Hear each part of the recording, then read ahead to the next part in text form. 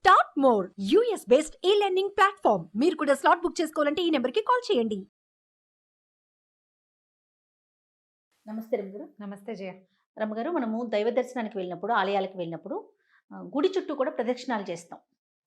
ఒక్కొక్క దేవుడికి ఒక్కొక్క విధంగా చేస్తాం. అసలు దీని యొక్క ఆంతర్యం ఏంటండి? దేవాలయాల్లో ప్రదక్షిణలు అంటే దేవాలయం అనేది శక్తి కేంద్రం, అవును. ఒక శక్తి కూటమి. మామూలు సాధారణ దేవాలయాలు కాకుండా ధ్వజస్తంభం ఉన్న దేవాలయంలో తప్పకుండా ప్రదక్షిణ చేయాలని చెప్తారు. మందిరాల్లో ప్రదక్షిణలు సాధారణంగా కనపడవు మనకి. ప్రతిష్ట లేని దేవాలయాల్లో కూడా కనిపించవు.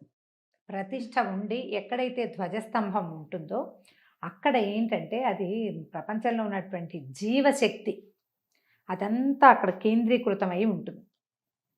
మంత్రంతో ఈ ప్రతిష్ట చేసినప్పటికి మంత్రాలతోటి ప్రతిష్ట చేసిన మూర్తి యొక్క దాని మూర్తిమంతత్వం ఎట్లా అంటే ఊరికే ఒక విగ్రహాన్ని తెచ్చి అట్లా పెట్టేయరు. ఓ విగ్రహాన్ని తెస్తే దాన్ని చాలా రోజుల పాటు జలాధివాసం అంటే నీళ్లలో ఉంచుతారు.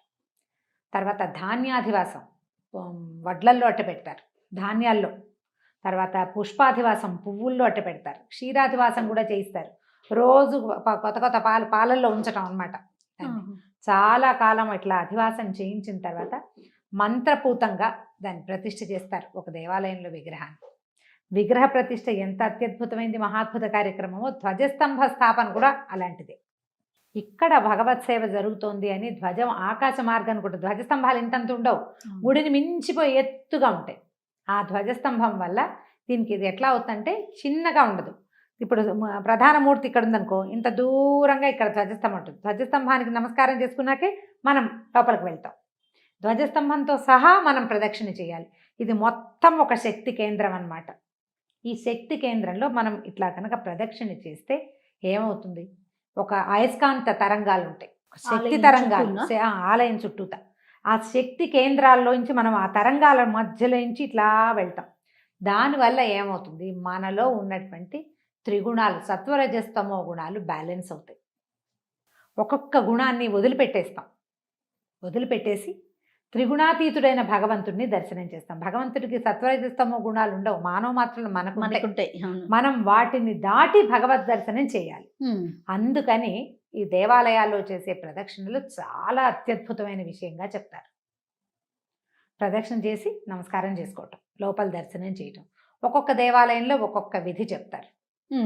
శివాలయంలో కూడా శివాలయంలో ఒక ప్రత్యేకమైన విధానం ఉందంటారు. ప్రత్యేకమైన విధానం. సాధారణ దేవాలయాల్లో మామూలుగా అయ్యవారు మన విష్ణు ఆలయం కానీ, అమ్మవారి ఆలయంలో, వినాయకుడు దేవాలయంలో, ఆంజనేయ స్వామి దేవాలయంలో ధ్వజస్తంభం దగ్గర తొలుత ధ్వజస్తంభాన్ని పైకి తలెత్తి చూసి ధ్వజస్తంభాన్ని చూడడం, ముట్టుకునే అవకాశం ఉంటే ధ్వజస్తంభం మీద చేతులు ఆనించి నమస్కారం చేయడం. అక్కడి నుంచి మనం కుడివైపుగా ఇలా తిరుగుతాం, ప్రదక్షిణ మార్గం ఇలా తిరిగి మళ్ళీ ధ్వజస్తంభం చుట్టుకుని తిరగాలి మొత్తం. ఈ మూడోసారి కూడా మనం ధ్వజస్తంభానికంటే ముందు నుంచి వెళ్ళిపోకూడదు, ధ్వజస్తంభాన్ని దాటి మనం లోపలికి వెళ్ళాలి. ఇదొకటి. అక్కడి నుంచి కొన్ని చోట్ల అంతరాలయంలో మనం గర్భాలయంలో తిరిగేందుకు కూడా అవకాశం ఉంటుంది.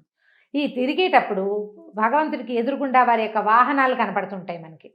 ఇలా మన పరమేశ్వరుడి శివాలయంలో ఏమో నందీశ్వరుడు కనిపిస్తాడు, కొన్ని అమ్మవారి ఆలయాల్లో సింహం కనపడుతుంది, ఆంజనేయ స్వామి ఆలయాల్లో ఒంటె కనపడుతూ ఉంటుంది. మధ్యలోకి వెళ్ళకూడదు, స్వామికి ఆ వాహనానికి మధ్యలో నుంచి వెళ్ళకూడదు.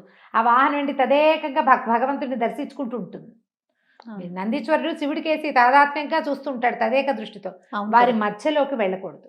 అందుకని ఏం చేయాలి, ఇప్పుడు ఆ విష్ణువాలయాలు ఎదురుగుండా గరుడాళ్వారి విగ్రహం ఇది కానీ ఆంజనేయ స్వామిది కానీ కనపడుతుంది. అప్పుడు కూడా మనం ఏం చేస్తాం, మొత్తం చుట్టుకుని వస్తాం. అవును, వీరి మధ్యలోకి రాకూడదు, ఆ మధ్యలో నిలబడకూడదు. మనం స్వామికి ఎదురుగుండా నిలబడితే మన వెనకాల ఆంజనేయ స్వామి మన వీపు చూడకూడదు. అందుకని పక్కకి తిరిగి కూర్చుంటాం. దేవాలయాల్లో గమనించండి, సైడ్కి ఇట్లా ఇలా నిలబడతాం. ఎదురుగుండా స్వామి ఉంటారు, ఇక్కడేమో ఆ వాహన ఎవరైతే ఈ ఎవరు అక్కడ ఉంటే అంటే గరుడాళ్వారు ఉంటారా, ఆంజనేయ స్వామి ఉంటారు, వాళ్ళు నేరుగా భగవద్ దర్శనం చేసుకుంటూ ఉంటారు. వాళ్ళని డిస్టర్బ్ చేయకుండా మనం పక్కన నుంచి ఉంటాం. ఓకే అండి, అడ్డు తొలగండి అని చెప్తారు. వారిద్దరి మధ్యలోకి వెళ్ళకూడదు. ప్రదక్షిణ మొత్తానికి చేస్తాం. అయితే ఇప్పుడు మామూలు ఆలయాల్లో ఇలా ప్రదక్షిణం చేస్తాం. శివాలయాల్లో ఒక ప్రత్యేకమైన విధానం ఉంటుంది. నందీశ్వరుడికి నమస్కారం చేసి నందిని పలకరించాలి ముందు.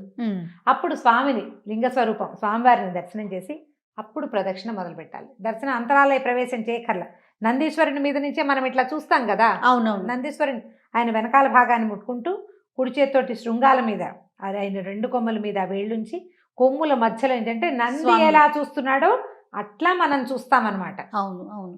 నందీశ్వరుడు తన కొమ్ముల మధ్య కింద ఉన్నాయి కళ్ళు, మనం ఆ కొమ్ముల మధ్యలో నుంచి చూస్తాం.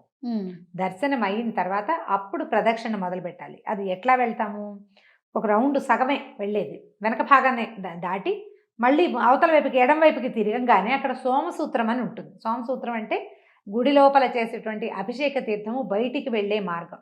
అవును. దాన్ని దాటకూడదు. అది చండీశ్వర క్షేత్రం. చండీశ్వరుడు ఉంటాడు. ప్రమథగణాలు ఆ సోమసూత్రం దగ్గర కూర్చుని ఉంటాయి. వాళ్ళని దాటి ప్రదక్షిణ చేయకూడదు కాబట్టి సోమసూత్రం దాకా వెళ్ళి వెనక్కి వచ్చేసేయాలి మళ్ళీ. ఇంకా ఏ గుడిలోనూ ఇట్లా వెనక్కి వచ్చే పద్ధతి ఉండదు, ఒక్క శివాలయంలోనే ఉంటుంది. అట్లా ఎన్ని ఎన్ని ప్రదక్షిణలు చేయాలి రమ్మగారు? 3 చేయొచ్చు, నువ్వు 1 చేయొచ్చు. నువ్వు వెనక్కి తిరిగి మళ్ళీ నందీశ్వరుడి దగ్గరకు వచ్చి నమస్కారం చేసుకుంటే ఒక ప్రదక్షిణ పూర్తయినట్టు. మళ్ళీ అట్లా నువ్వు 3 సార్లు చేయదలుచుకుంటే 3 సార్లు అలాగే అందాక వెళ్ళటము ఎంతో ఉండదు. అవును కదా. కాస్త ఇట్లా తిరిగిపోకుండా అక్కడి నుంచి వెనక్కి తిరిగి వచ్చేస్తాం. అది అప్రదక్షిణం అవుతుందని భావించక్కర్లేదు. శివాలయంలో ఆ విధానం ఉండదు. మిగిలిన అన్ని దేవాలయాల్లోనూ మనం మొత్తానికి సంపూర్ణంగా తిరుగుతాం. సంపూర్ణంగా ధ్వజస్తంభంతో సహా వాహనం కానీ, స్వామివారికి ఎదురుగుండా ఉన్నటువంటి క్షేత్రపాలక స్వామి కానీ, ఆయనకి ఎదురుగుండా గరుత్మంతుడు ఉంటాడా లేకపోతే ఆంజనేయ స్వామి ఉంటాడో వారిని దాటుకుని తిరిగి వస్తాం. వాళ్ళు కూడా లోపలే ఉంటారు. ఇట్లా మనం ప్రదక్షిణ చేసేటప్పుడు ఇతరులతో మాట్లాడడం కానీ పరిగెత్తడం కానీ గబగబా చేసేయకూడదు. ఒక నిండు గర్భిణి నీళ్ల పాత్ర పట్టుకుని నడిస్తే ఎలా నడుస్తుందో అట్లా అడుగులో అడుగు వేసుకుంటూ వెళ్ళాలి. మనం ఈ చేసే ప్రదక్షిణ మనలో ఉన్నటువంటి దుర్గుణాలని, త్రిగుణాలని, మన సమస్యలని, జీవితం పట్ల ప్రపంచం పట్ల మనకున్న భయాలని తొలగదీసుకోవటం కోసం ఈ ప్రదక్షిణ చేస్తున్నంతసేపు అక్కడ ఉన్న శక్తి నుంచి మనం గోత్రు అవుతున్నాము అనే గమనంతో ఏదైనా నామోచ్చరణ ఏదైనా చేయటం, ఒక శ్లోకాలు చదువుకోవటమో, స్తోత్రం చదువుకోవటమో, భగవన్నామ సంకీర్తన చేస్తూ 2-3 వెళ్తే మనం కబుర్లు చెప్పుకుంటూ చేయకూడదు. సినిమాటిక్ మాటలు చేయకూడదు. వెనకాల ఎవరితోటైనా మాట్లాడడము, హాయిలు హాలులు చేయకూడదు. నవ్వుమొహం పెట్టాలంతే. భగవన్నామోచ్చరణ మానకూడదు. ఒక్కసారి ఇట్లా వెళ్ళి చూడండి, మీకు ఎంత డిఫరెన్స్ వస్తుందో చూడండి. మన మనస్తత్వం మారిపోతుంది. పరిగెత్తుకుంటూ ఆఘమేఘాల మీద వెళ్ళటము, భార్యాభర్త చేతులు పుచ్చుకు వెళ్ళటము అలాంటివి చేయకూడదు. అట్లా చేతులు పుచ్చుకునేది వివాహంలో అవగానే మనం పసుపు బట్టలతోటి తీసుకెళ్తారు కదా, వాళ్ళని ఒక్కసారి అట్లా చేయమంటారు. మామూలుగా విడిగా తర్వాత వివాహం పసుపు బట్టలతో వెళ్ళిన వాళ్ళకే అది మనమంతా మామూలుగా వెళ్ళటమే. అక్కడ చేతులు పట్టుకోవటాలు అవి చేయకూడదు. జీవుడు ఎవడి దారి వాడిదే. అక్కడ నువ్వు ఎంత బాగా భగవన్నామోచ్చరణ చేస్తావో, ఎంత శ్రద్ధగా ప్రదక్షిణ చేస్తావో నీకు ఫలితం అంత బాగుంటుంది. దేవాలయ సందర్శనం వల్ల నీకు రావాల్సినటువంటి ప్రశాంతత లభిస్తుంది. చకచకా చేయొద్దు. ఈ మధ్యలో మనం ఈ ప్రదక్షిణ మార్గంలో ఇంకా చిన్న ఉపాలయాలు ఉంటాయి. అక్కడ కూడా నమస్కారం చేసుకుని రావటం.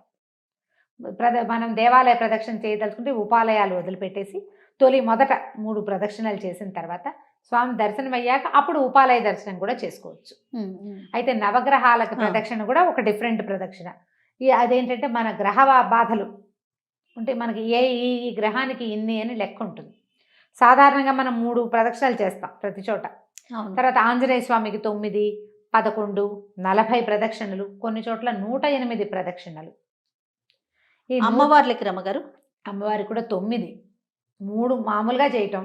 ఒకవేళ మనం ఏదైనా మొక్కుంటే 9 ప్రదక్షిణలు మొక్కు పెట్టుకోవచ్చు.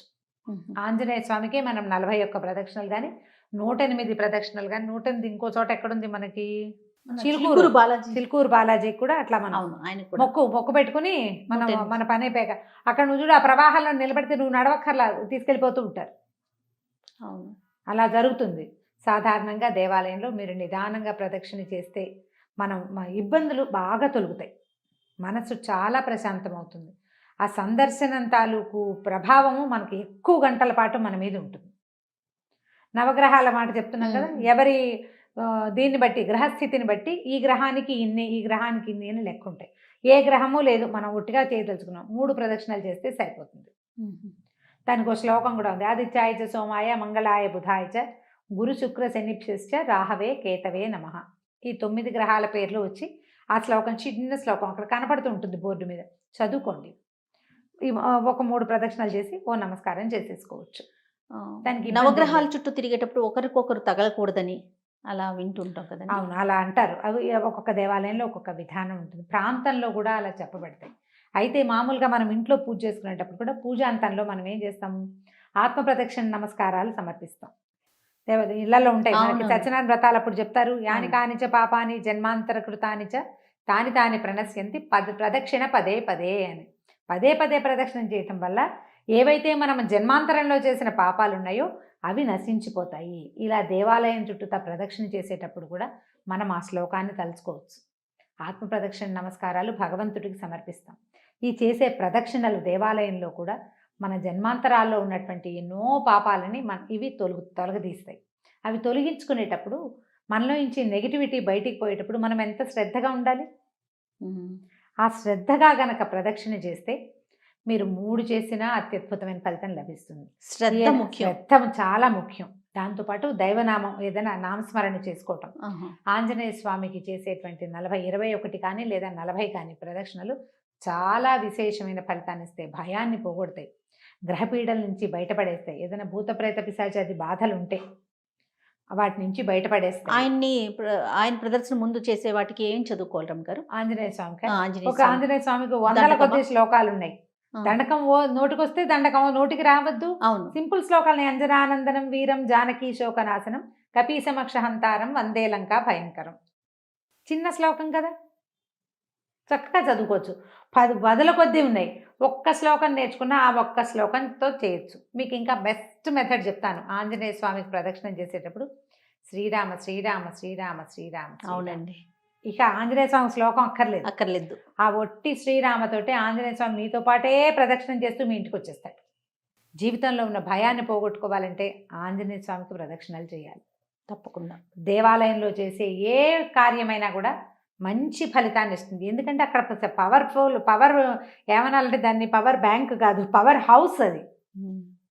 దేవాలయం అందుకే కదా నిర్మించబడుతుంది. ఇంట్లోకి దేవాలయానికి ఉన్న తేడా అదే. దేవాలయంలో ఉండే ప్రశాంతత, ఆ ప్రత్యేకత ఇంకొక చోట రాదు. అలాంటి చోట కూర్చుని మీరు ఏదైనా భగవన్ నామస్మరణ చేసుకోవటం. ఈ ప్రదక్షిణ చేసేటప్పుడు వెళ్ళాలనుకుంటే ఒక శ్లోకం, అమ్మవారి గుడికి వెళ్తావు ఒక శ్లోకం అనుసంధానం చేసుకోవటం, ఆ ఒక్క శ్లోకాన్ని చదువుకుంటూ తిరగటం. పెద్ద పెద్దవి రావు మనకి, లలితా శాస్త్రాలు అవి రావు, చదువుకోలేకపోతాం. లక్ష్మీదేవి రాదు, ఏదో చిన్న శ్లోకం వచ్చింది, ఒక్కటి చిన్న శ్లోకం పట్టుకుని చదువుకోవటం, తిరగటం చేస్తే కనుక చాలా మంచి ఫలితం ఉంటుంది. నేను చెప్పినట్టుగా చేసి చూడండి. తప్పకుండా అండి. నమస్తే. నమస్తే.